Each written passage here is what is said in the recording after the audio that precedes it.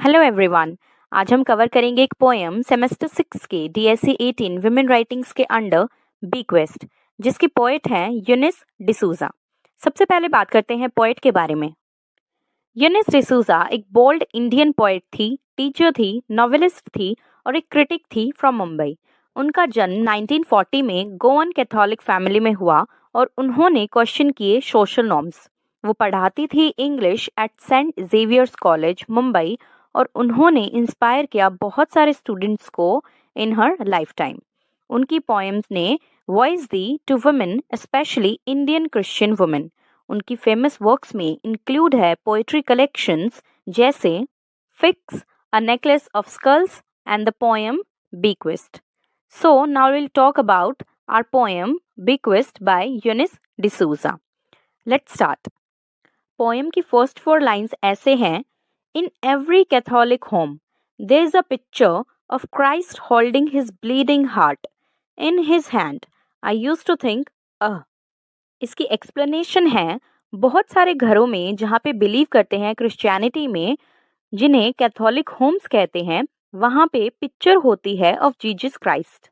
उस पिक्चर में जीसस ने होल्ड किया हुआ है एक हार्ट उनके हाथ में और उनका हार्ट ब्लीड कर रहा है। अब ये कोई स्केरी पिक्चर नहीं है, बल्कि एक स्पेशल सिंबल है। ब्लीडिंग हार्ट का मतलब है, ये दिखाता है कि जीसस कितना प्यार करते थे लोगों से। इसका मतलब है कि वो विलिंग है इस पेन को फील करने के लिए और इवन मरने के लिए, औरों की हेल्प करने के लिए और उन्हें बचाने के लिए। इसे कहते हैं सेक्रीफाइस। जब कोई अपनी बहुत ही इम्पोर्टेंट चीज गिव अप कर देता है या एक ऐसे दर्द से गुजरता है औरों की हेल्प करने के लिए।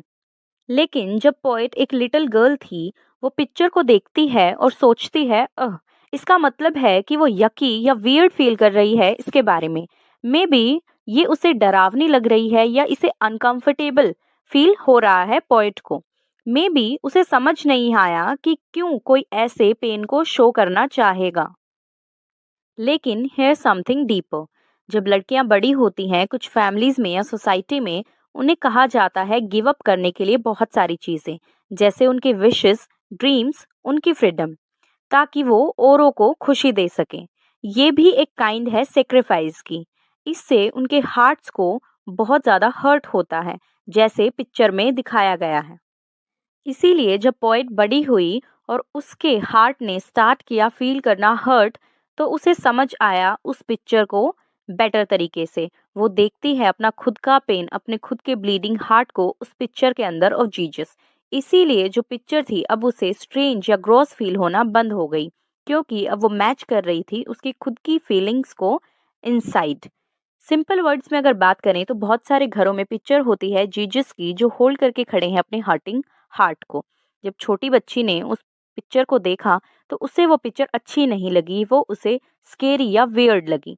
लेकिन जब वो बड़ी हुई तो उसे वो पिक्चर अच्छे से समझ आई। जैसे जीसस हर्ट हुए थे औरों के लिए, उसके पास भी एक हार्ट था जो हर्ट हुआ था अनफेयर रूल्स और प्रेशर की वजह से, स्पेशली ऑन गर्ल्स। इसीलिए अब वो पिक्चर को देखती है अपने खुद के पेन की तरह। पोएम के आगे की लाइंस हैं, the only person with whom I have not exchanged confidences is my hairdresser. इसकी एक्सप्लेनेशन है, इमेजिन करो कि आपका कोई सीक्रेट है, ऐसा कुछ जो आप फील कर रहे हो या आपके साथ हुआ हो। और वो सीक्रेट जब आप किसी को बताते हो जिसको आप ट्रस्ट करते हो, जैसे आपकी बेस्ट फ्रेंड या आपकी मॉम या आपकी सिस्टर, उसको कहते हैं एक्सचेंजिंग कॉन्फिडेंसेस। इसका मतलब है कि आप अपनी प्राइवेट थॉट्स को शेयर कर रहे हो और अपनी फीलिंग्स को शेयर कर रहे हो किसी के साथ। पोएट कहती हैं कि उसने ऑलमोस्ट सभी को अपने थॉट्स और अपने सीक्रेट्स बताए हैं। द ओनली पर्सन जिसको उसने कुछ डीप शेयर नहीं किया है, वो थी उनकी हेयर ड्रेसर, वो पर्सन जो उनके बाल कट करती थी और स्टाइल करती थी। इस लाइन का मतलब थोड़ा सरकास्टिक साउंड कर सकता है।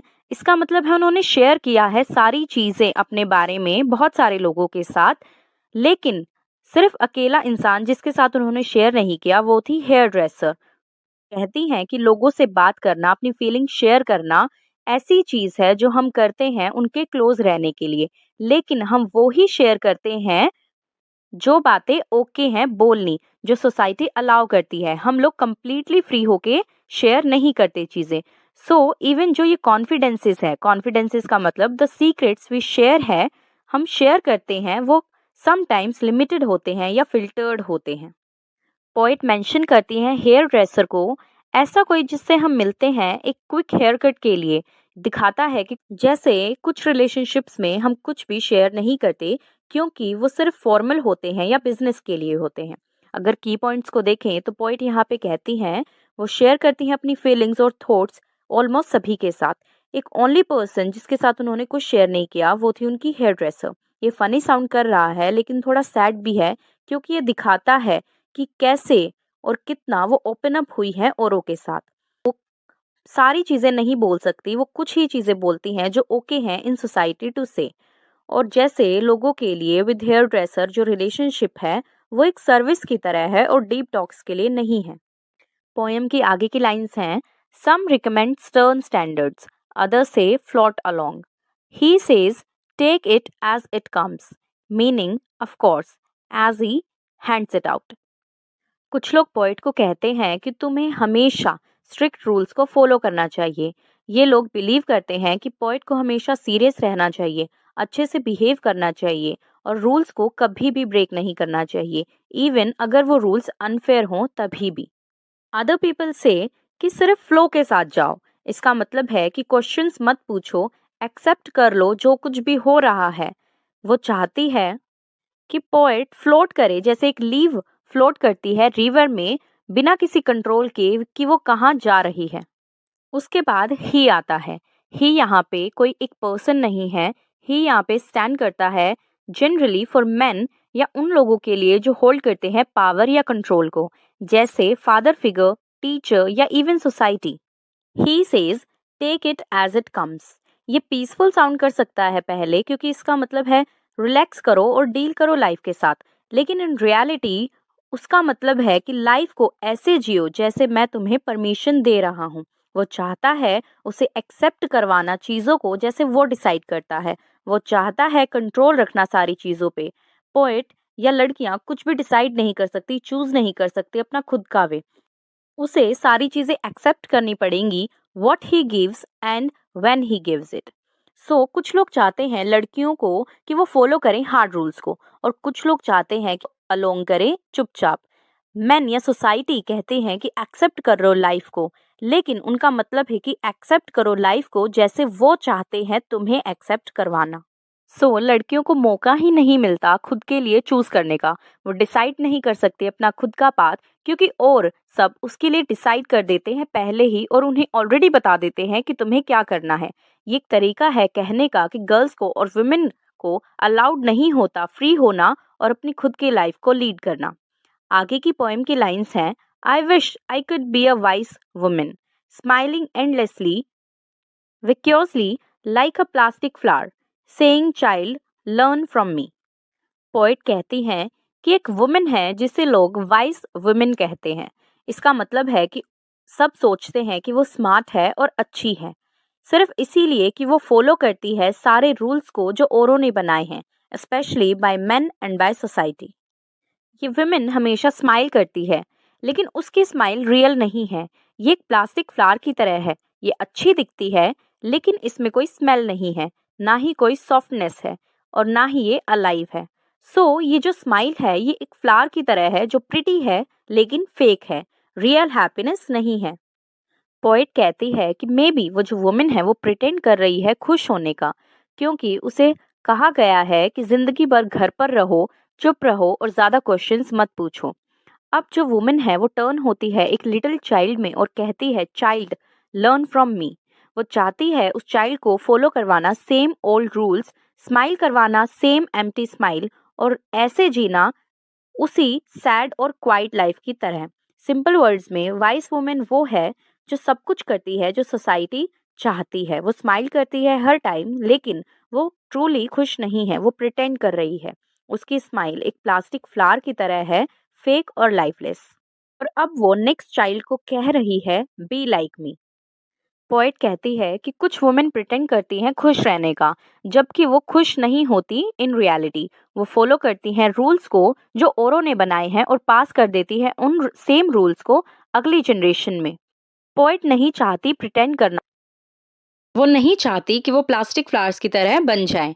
आगे की पोएम की लाइंस हैं, it's time to perform an act of charity to myself, bake with the heart like a spare kidney, preferably to an enemy. इसकी एक्सप्लेनेशन ऐसे है, पोएट कहती हैं कि वो काफ़ी टायर्ड फील कर रही हैं इनसाइड हर हार्ट। उनका हार्ट फुल है सैडनेस से, पेन से, हैवी फीलिंग से, जैसे कोई उसे हर्ट कर रहा हो अगेन एंड अगेन। अब वो कहती हैं अब टाइम है अपने खुद के लिए काइंड होने का। यूजुअली जो लोग हैं वो काइंड होते हैं औरों के लिए, लेकिन वो कहती है कि अब ज़रूरत है अपने लिए कुछ काइंड करने की। वो चाहती हैं अपने हार्ट को बाहर निकालना, जहाँ पर सारी सैड फीलिंग्स और हर्ट फीलिंग्स हैं, और उसे दे देना, जैसे कोई एक स्पेयर किडनी दे देता है किसी को जिसको ज़रूरत होती है। लेकिन ट्विस्ट यहाँ पर है, वो कहती हैं कि वो किसी फ्रेंड को नहीं बल्कि किसी एनिमी को ये हार्ट देना चाहती हैं, क्योंकि ये heart is so full of pain. वो नहीं चाहती इसे कैरी करना एनी मोर। ये एक बॉक्स की तरह है जो भरा हुआ है विद बैड मेमोरीज। इसीलिए वो कहती हैं कि मुझे ये हार्ट देने दो, ऐसे किसी को जिसको मैं पसंद नहीं करती, वो इसे रख सकते हैं। ये एक तरीका है कहने का कि मुझे अब और ज़्यादा हर्ट फील नहीं करना है। मैं फ्री फील करना चाहती हूँ। मैं कुछ ब्रेव और बिग करना चाहती हूँ अपने खुद के लिए। यहाँ पर पोएट का हार्ट काफ़ी हैवी फील कर रहा है विद सैडनेस। वो चाहती हैं खुद के लिए काइंड होना और लेट गो करना सारे पेन को। वो कहती हैं कि मैं इस हर्टिंग हार्ट को देना चाहती हूँ एक एक्स्ट्रा किडनी की तरह, और मे बी वो किसी ऐसे को देना चाहती हैं जिसको वो पसंद नहीं करती, क्योंकि इसे अब वो ज़्यादा देर नहीं रख सकती। ये ऐसा है जैसे गुड बाय कहना पेन को और एक फ्रेश स्टार्ट लेना। यहाँ पर हमारी बीक्वेस्ट खत्म होती है। Now will talk about themes. Number 1 is women's silence in society, जिसका थीम है कि वुमेन को सिखाया जाता है अपनी फीलिंग्स को हाइड करना। जिसका एग्जाम्पल है, स्पीकर कहती हैं कि उन्होंने कैसे सीखा चुप रहना और अपने इमोशंस को एक्सप्रेस ना करना openly. Second is struggle for freedom, जिसका थीम है पोएम शो करती है कि कैसे एक औरत वुमेन चाहती है फ्री फील करना, लेकिन वो ट्रैप्ड फील करती है। इसका एग्जाम्पल है कि वो चाहती है कि वो बात करे जो उसके दिमाग में है एंड बी हरसेल्फ, लेकिन कैसे वो डरा हुआ फील करती है कि लोग क्या कहेंगे। थर्ड इज इमोशनल पेन, जिसका थीम है कि वो सब कुछ अपने अंदर रखती है जो उसे सैडनेस और पेन दे रहा है। जिसका एग्जाम्पल है, स्पीकर हाइड करती है अपने टीयर्स और फियर्स। ये शो करता है कि कैसे इमोशनल प्रेशर बिल्ड अप होता है किसी इंसान के अंदर। So, this was all about Bequest by Eunice D'Souza. Thank you so very much for watching. And if you want any video on any concept, please comment on this video. If you like the explanation, please like, share, and subscribe.